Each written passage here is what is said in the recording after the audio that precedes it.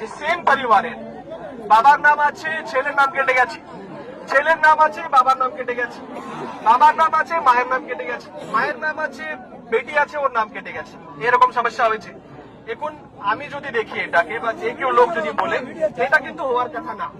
যদি বাবা ভোটার আছে তাহলে বেটা ভোটার থাকবে, বেটা ভোটার আছে মানে বাপ ভোটার ছিল।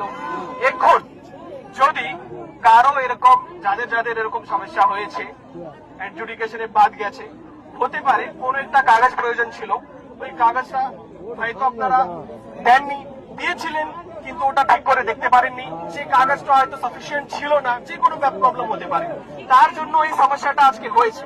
আমি এক একটা করে প্রশ্নের উত্তর দেবো, সব প্রশ্নের উত্তর শুনবেন কিন্তু মাঝখানে কেউ বলবেন না। এখন এটার সলিউশন কি আছে? এটার সলিউশন সবচেয়ে ভালো স্ট্রং পয়েন্ট যেটা হচ্ছে যে পরিবারের কেউ না কেউ ভোটার লিস্টে রয়েছে, এটা খুব ভালো জিনিস। এখন বাকি যারা আছে, যাদের নাম বাদ গিয়েছে, তাদের কাছে দুটো অপশন আছে।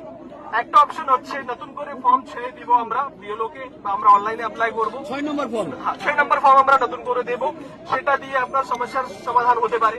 সেকেন্ড অপশন আছে যেটা হচ্ছে ট্রাইব্যুনালে আমরা যেতে পারবো। আমাদের প্রত্যেকটা গ্রাম পঞ্চায়েতে একটা বিএসকে আছে, যেখানে বাংলা সহায়তা কেন্দ্র নেই, সেখানে গ্রাম পঞ্চায়েত আছে।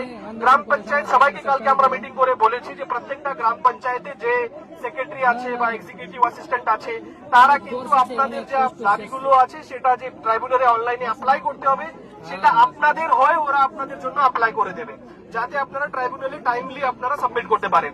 আজকে আমার এই ভাই আমাকে বলেছে যে 15 দিনের টাইম ছিল, 8 দিন অলরেডি পেরিয়ে গেছে, আমি কবে আবেদন করব?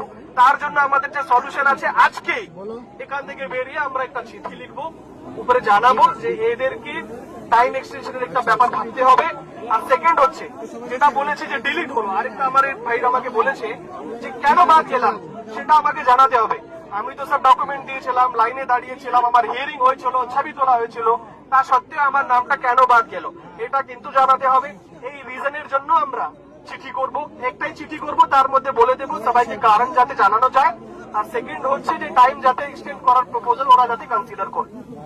তারপরে আমার এই ভাই আমাকে বলেছে যে একটা বুথে 750 জনকে উনি চিনেন, যাদের নাম বাদ গেছে কিন্তু ওরা সব ডকুমেন্ট দিয়েছিল, তাহলে ডকুমেন্ট দেওয়ার সত্ত্বেও কেন ওদের নাম রিজেক্ট হলো?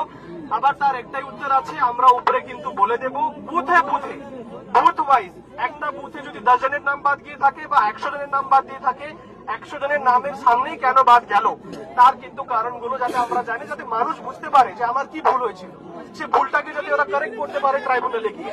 তো এটাও কিন্তু আমরা জানিয়ে দেবো। তো এর বাইরে দেখুন, এর বাইরে কিন্তু দেখুন প্রশাসন হিসাবে আমরা আপনাদের গার্জিয়ান আছি, আমরা আপনাদের জন্য কাজ করি।